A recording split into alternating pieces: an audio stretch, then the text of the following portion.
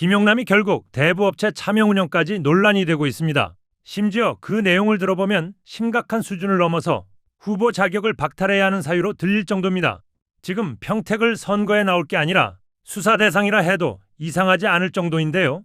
얼마나 심각한 건지 영상으로 함께 보겠습니다. 선거 때문에 잠시 몇 주 쉬고 있습니다. 저에 대해서 이런저런 비판도 많이 받고 있고, 그중에 일부는 제가 해명도 해드렸고 또 사과를 드린 부분도 있습니다. 또 어제 어떤 의혹이 보도가 됐는데요. 그와 관련해서 제가 한 말씀을 드리자면, 그거는 오래 전에 제 동생이 운영을 하다가 법률적인 문제도 생기고 또 경영상의 어려움도 토로를 해서 어떤 면에서는 제가 좀 떠안아줬습니다. 떠안아서 법률적인 쟁송도 오랜 기간에 걸쳐서 좀 해결을 하고, 그리고 이런저런 경영상의 어려움도 어느 정도는 해소가 된 이후부터는 사실상 어떠한 영업활동도 하지 않은 지가 벌써 한 2, 3년 됐고요.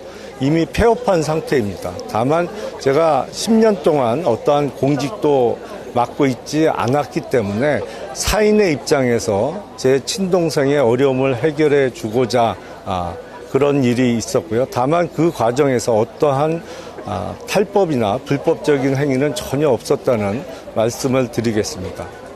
더불어민주당 중요한 포인트입니다. 더불어민주당 평택을 김용남 후보가 대부업체를 차명으로 운영한 정황이 공개가 됐습니다. 조금 전에 나온 소식인데요. 어떤 내용인지 함께 살펴보겠습니다. 민주당 김용남 후보는 2013년 동생이 설립한 농업법인 1호의 지분 90%를 갖고 있습니다. 김 후보가 20대 총선에서 낙선한 다음 해인 2017년 1호를 통해 한 대부업체가 설립됩니다. 두 회사 모두 김 후보가 대표로 있는 법무법인에 주소를 두고 있습니다.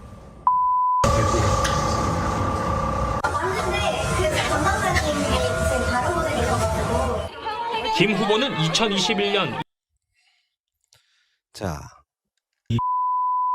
지분을 100%를 갖고 있다고. 1년에 한 3, 4억 정도 이익이 나요. 이렇게 직접 육성 녹취까지 나왔네요. 농업회사 법인이 이 지분을 100% 갖고 있다고 1년에 한 3, 4억 정도 이익이 난다. 발언도 했습니다. 대부업체가 장사가 조금 잘 될 때도 있고 덜 될 때도 있고 그런데 배당은 어차피 다 내 거니까. 당시 대표는 국회의원 시절 보좌진으로 알려졌는데 김 후보는 이름만 빌렸다고 했습니다. 사무실 직원 이름만 빌려서 대표이사를 했는 거야. 대부업법은 타인 명의로 대부업을 할 경우 5년 이하 징역 또는 2억 원 이하 벌금에 처하도록 하고 있습니다. 한 검사 출신 법조인은 차명 운영이 사실일 경우 조세 포탈은 물론 배임, 횡령 문제로도 이어질 수 있다고 지적했습니다. 해당 대부업체는 담보부동산 강제 매각을 시도하다가 채무자와 소송을 벌이기도 했는데, 그러니까 정리를 해보자면 법무법인 1호, 근데 농업법인 회사에 거기에 대부업체를 따로 하고 있다는 것 같아요. 회사는 농업법인을 해갖고 이렇게 해놨는데 그 안에 또 대부업을 또 따로 하고 있는 거지. 근데 그것도 또 차명이야. 근데 방금 녹취에서 나온 이야기들은 지분은 다 내 거여서 1년에 3, 4억 정도 이익이 난다. 자, 얼마 전에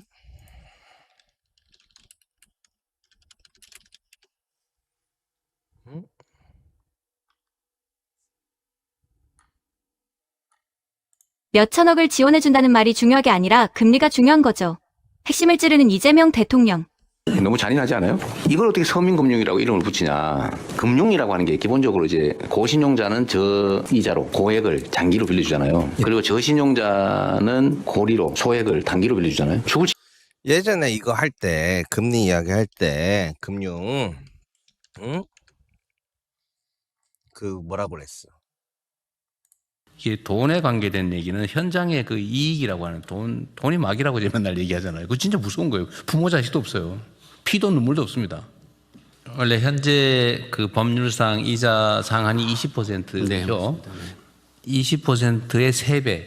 그러니까 법정 최고 한도 이자의 3배를 넘게 대부 계약을 하면 돈을 빌려주면 원금까지 안 갚아도 되는 완전히 무효다. 맞습니다. 그런 거고 20%를 지금 현재 최고 한도 20%니까 네. 20%를 초과하는 이자는 또 무효라서 안 내도 된다. 맞습니다. 네. 그러니까 20%를 초과하는 이자는 안 내도 되고 그게 이자 약정이 60%를 넘는 결과가 되면 원금도 안 갚아도 된다. 맞습니다. 그 말이죠. 네. 그래서 뭐 예를 들면 50만 원 빌리는 걸로 하고 선이자 20만 원 떼고 뭐 이래가지고 30만 원 주고 이러면 받아서 안 갚아도 그만이다.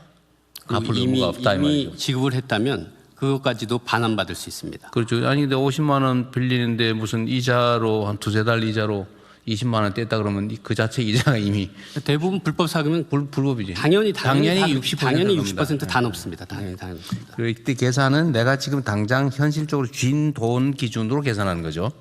다 연율로 환산하기 때문에요. 연리로 네, 계산하고 네. 내가 실제로 받은 돈 기준으로 네, 계산을 네. 하는 거다. 맞습니다. 뭐 선이자 뭐 이런 거 한 거 다 부담을 빼고, 다 네. 했습니다. 예. 20만 원을 내 제가 이걸 왜 보여드렸냐면 제가 얼마 전에 이거 보고 있었거든요. 이재명 대통령이 어떤 방향성에 대한 이야기를 하냐면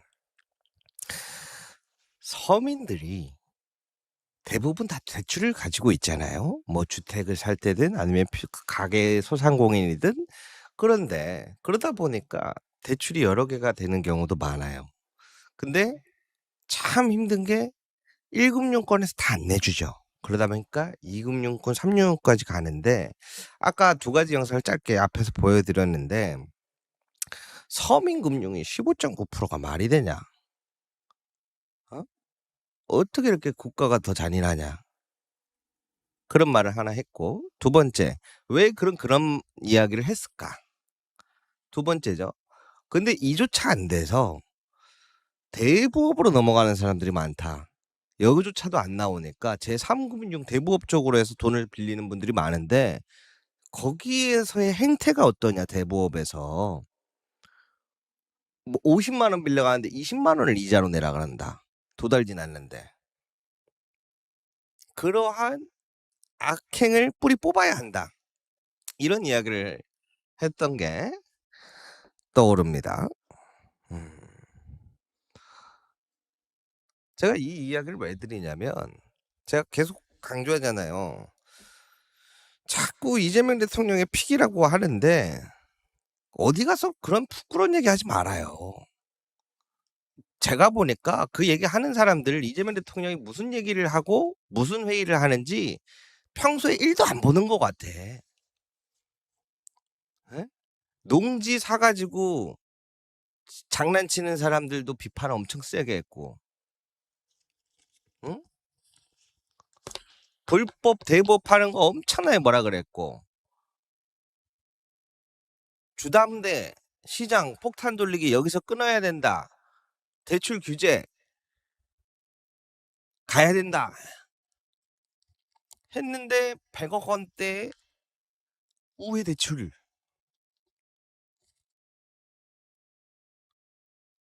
모든 게 방향이 완전히 다른데요. 그럼 정리를 해봐요. 자, 보세요. 내가 진짜 화딱지가 나요. 화딱지가. 또 이런 얘기하면 내가 조국 후보 밀라고 그런다 그러지. 조국 후보는요 평택을 안 돼도 다 결국 될 사람이에요. 지금 사람들 분위기가 안 보여요. 어? 정신 나간 사람들이 너무 많으니까 내가 세게 얘기하는 거예요. 자, 저것도 보세요. 보좌관 폭행하는데 그게 보좌관 정강이 발로 까고 피 철철 나는데 언론에다가 폭행 없었다고 해달라. 회유했다고 기사가 나오고 있는데 이재명 대통령이 픽한 사람입니다. 100억짜리 대출을 어떻게 받을 수 있었나? 우회 대출 비판 이야기 나오는데 이재명 대통령이 픽한 사람입니다. 농업법인의 대부업? 이재명 대통령이 픽한 사람입니다. 이 사람을 욕하는 건 이재명 대통령을 욕하는 거라고요? 나 진짜 이 정치판에서 사라져야 될 사람들이에요. 다시는 발들이지 못해야 될 사람들이라고 저는 봐요. 당사자는 지금 어떤 느낌인지 좀 궁금합니다. 그러니까 치열하고 온통 관심이 집중돼서 더 좋아요. 사실은 그래요? 선거운동하기가 그러니까 다들 아세요. 거의 대부분 자기 지역구에 누구가 출마했는지 거의 다 아세요. 근데 아직 선거가 한 달 가까이 남았거든요. 네네. 이 정도 상황이면 사실은 누가 출마했는지 모르는 사람들이 훨씬 많아야 통상의 경우예요. 그럴 수 있죠. 네. 근데 다 아세요. 그러니까 선거운동하기가 너무 좋아. 다니면 알아보니까 다. 그리고 왜 자기한테 다가오는지를 아니까. 선거운동하기 좋죠. 그러면은 두 캠프의 치열함은 계속되겠군요. 아니 근데 저희는 뭐 처음부터 치열했던 건 없어요. 나만 또 죽어나네.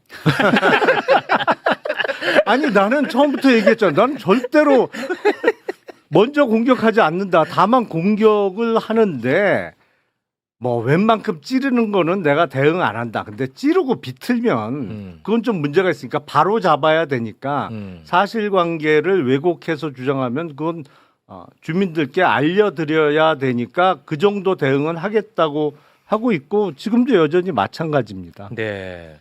뭐 어찌됐든 지금 흘러가는 양상은 이제 조국 후보가 좀 공세적인 입장이고 예. 우리 김영남 후보가 좀 수세적인 입장. 뭐 누군가는 그거를 검증이라는 단어를 쓰고 누군가는 그걸 네거티브라는 단어를 씁니다. 그거는 저는 아무튼 두 분이 알아서 하시길 바라겠고요. 그럼요. 매불쇼에서는 그 관련해서는 뭐 특별히 더 다룰 생각은 없어요. 근데 또 이렇게 얘기하면 누군가는 아니 왜 검증은 해야지 너는 왜 그렇게 비겁하게 검증을 하지 않느냐라고 말할 수 있어. 근데 저는 그거는 뭐 다른 곳에도 많이 하고 언론이 지금 워낙 좋아하거든요. 그것만 합니다. 심지어 진행자가 주적이라는 단어를 써요. 상대 후보에 대해서.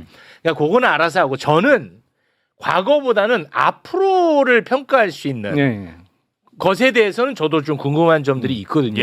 그 중에 하나가 바로 국회에 만약에 입성하게 되면은 보안 수사권 존치 여부. 요거는 이제 어떻게 보면 큰 이슈가 될 수 있잖아요. 그것과 관련해서는 저는 우리 후보님의 생각이 궁금합니다. 근데 저는 알고는 있거든. 보안 수사권 저도 알아요. 워낙 좋아하시거든. 보안 수사권 매니아거든. 아니 근데 요거는 이제 일단 저랑 생각은 다르다는 것도 저는 미리 밝혀둡니다. 네. 저는 뭐 거짓말을 하면 안 되니까. 아니 근데 그 최근에 어떤 분이 자료를 보내줘서 봤는데 제가 하고 있는 얘기와 같은 얘기를 불과 얼마 전에 조국 후보도 하셨더라고요. 제한된 범위 내에서 보안 수사권을 인정해 줘야 된다라는 얘기를 했더라고요. 장윤선의 취재 편의점에 출연해서. 그러니까 저는 일관돼요. 계속 맞습니다. 입장이. 네. 우리나라에 지금 1년에 100만 건이 훨씬 넘는 형사사건이 발생하는데 이걸 정말 효율적으로 보다 정확하게 처리하는 게 중요하다. 왜냐하면 이해 당사자가 수백만 명이 있는 거거든.